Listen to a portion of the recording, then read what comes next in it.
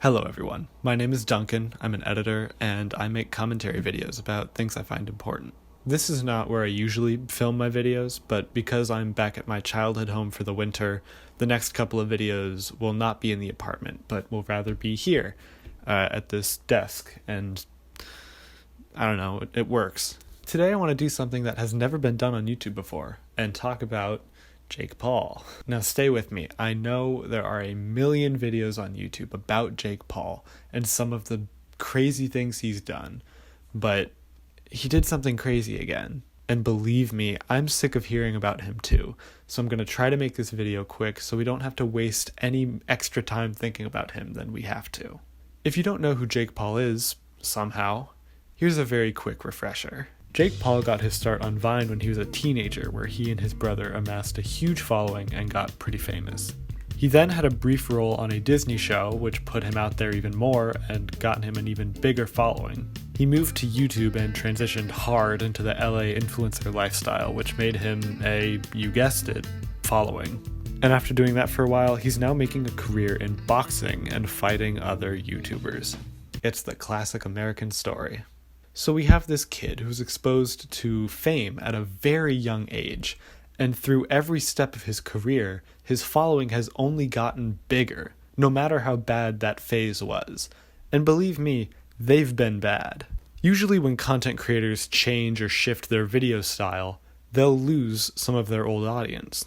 If people subscribe for one thing and they start getting another, it makes sense that they'd leave. For example, I make commentary videos, so people subscribe to my channel to see commentary. If I uploaded a gaming video next week, I would probably lose a lot of my subscribers because it is not what they signed up for. You guys want to see something cool? Check this out. Shortcut. I didn't need to come down here. But somehow, Jake Paul has managed to shift his career multiple times and not lose any of his audience. The people who watched him on Vine continued to watch him on Disney, and then the people from Vine and Disney continued to watch him on YouTube.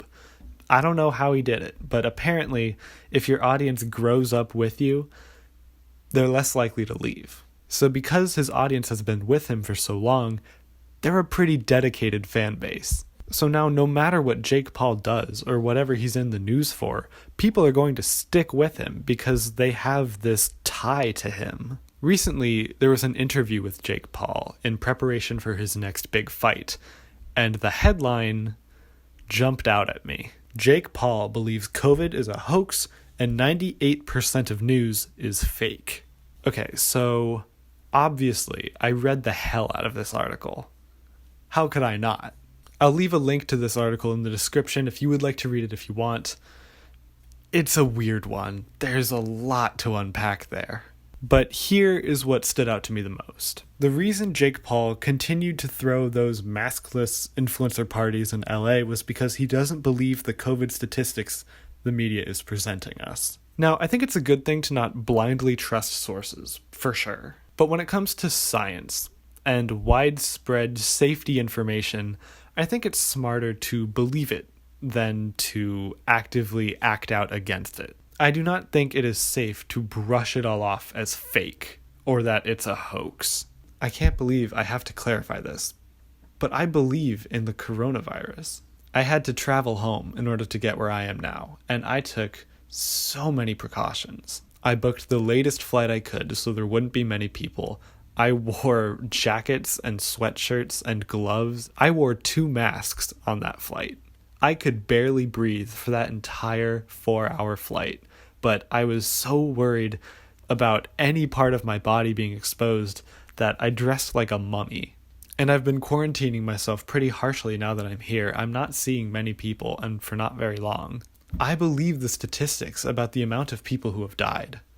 I believe that wearing a mask can help stop spreading it and stop you from catching it. But here's the thing. Jake Paul has 20 million subscribers and 14 million followers on Instagram, and all of those people know about those parties he was throwing. And a lot of his followers are the little kids who started with him on Vine, through Disney, and now on YouTube. And That might seem like a long time, but that time span isn't as long as you'd like. Like, those people watching him are still pretty young. Now, I'm not here to call these people dumb. But if they are the age range that I suspect they are, then I'm going to say that they are easily influenced. And unfortunately, even if a small amount of his following decides to ignore COVID regulations because he's Jake Paul, that small percentage is still going to end up being a lot of people.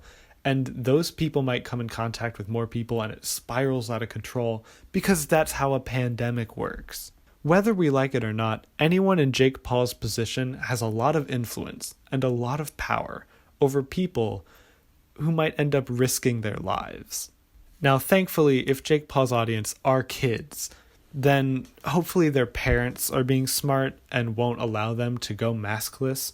But at the same time, Jake is still teaching these younger people to have a disproportionate amount of distrust in reliable news sources.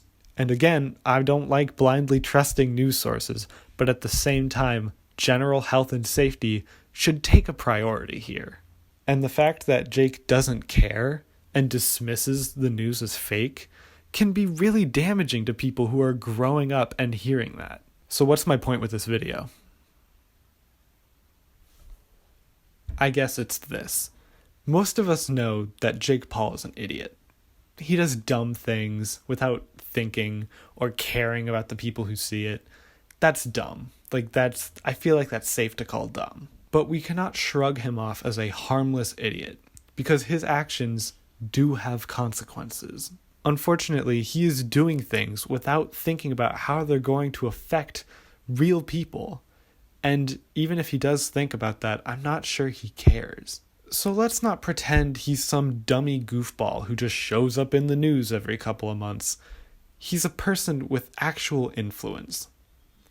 And I think we need to remember that. Well, I think I've talked about Jake Paul enough for 1 year, so I'm done.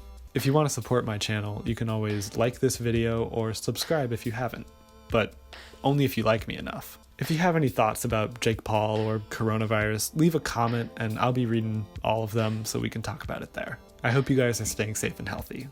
I love you all. Bye.